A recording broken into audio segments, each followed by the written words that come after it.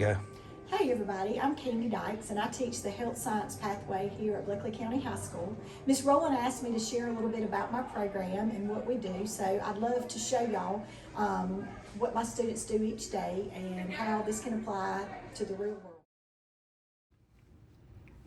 I teach the patient care pathway in the health science program. Along with Mike Brannon, who teaches the sports medicine pathway, we provide students with classroom learning and hands-on application that can prepare them for the next step in healthcare, which is college, technical college, and the workforce.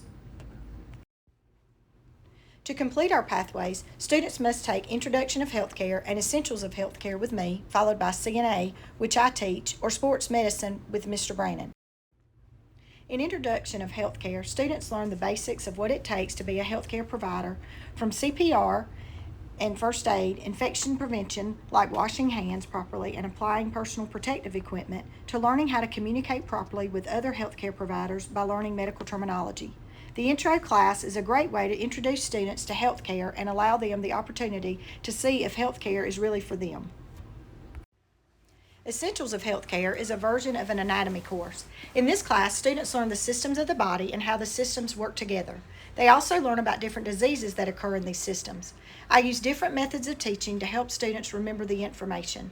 From drawing and coloring parts of the systems, playing games on the computer like Whack-A-Bone and Poke-A-Muscle, to learning the Pump Pump Pumps Your Blood song to remember how the blood travels through the heart, my students are performing engaging activities with each system, which hopefully will increase their retention of the material. With each system of the body, I also incorporate skills to apply to the system, and they will be required to perform this in my CNA class.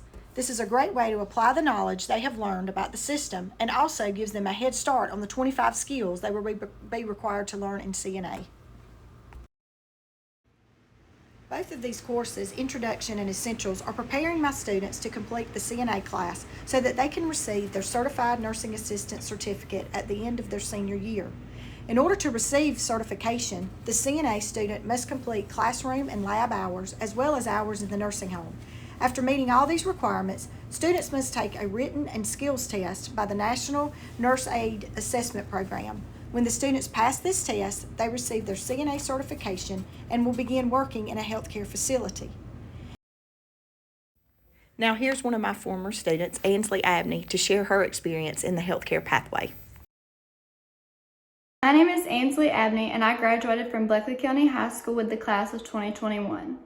I'm a college student in Jacksonville at the University of North Florida as a pre-health major. I plan on applying to the nursing program at UNF, where I will start the fall semester of 2022. I started my freshman year at BCHS knowing that I was going to pursue a career in the medical field after I graduated, so I chose to go through the health science pathway with Ms. Dykes. The health science pathway prepared me for the future in a variety of ways. I graduated in May, fluent in medical terminology, extremely educated on the systems and functions of the human body, hands-on experience with residents in clinical settings, and confidence that I was beyond prepared for my career ahead of me. By completing the healthcare pathway, not only did I graduate with a diploma, but I graduated with my CPR certification and an active CNA license in the state of Georgia. Knowing that I would receive my CNA license, I applied for a dual license transfer with the state of Florida and received a multi-state practice agreement. This created a multitude of opportunities to further my clinical experience and hands-on opportunities in the medical field. For weeks, I researched medical staffing contracting agencies and applied for those who I found to be the most beneficial to me.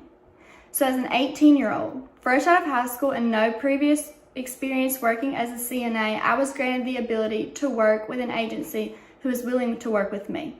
I get to pick up any shifts available that have a listing and still get to be a full-time college student.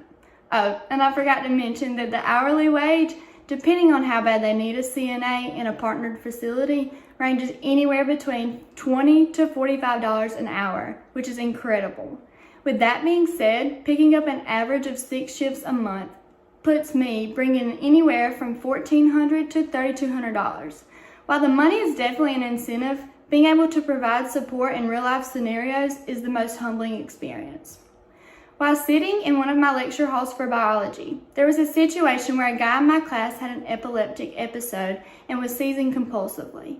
My professor ran out of class to call 911, while many of my classmates stood around over the guy in shock and not knowing what to do. One of my friends, who is also a nursing major, and I were able to clear the room pretty fast and provide the best care and support possible for the guy. She had some knowledge of what to do in an epileptic situation, but I was fully confident with every step and precaution to take. After the paramedics arrived on scene, my friend and I were questioned on how exactly we knew what to do in this kind of scenario. Well, my friend explained that she took a CPR class over the summer. I proudly explained to them that I was taught exactly what to do in a variety of medical emergencies by my healthcare pathway teacher in high school. They were all amazed at the fact that those kinds of opportunities and resources were available to students like me in my hometown because they had never heard of such.